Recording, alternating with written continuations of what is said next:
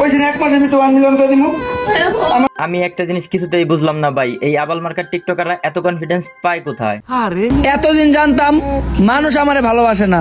আপনার বস্তি মার্কা ভিডিও দেখে মানুষ না চাইলেও মুখ দিয়ে গালি বের হয়, তাও কোনোদিন ভালোবাসে না। বলো কি, তুমি সত্যি বলছো?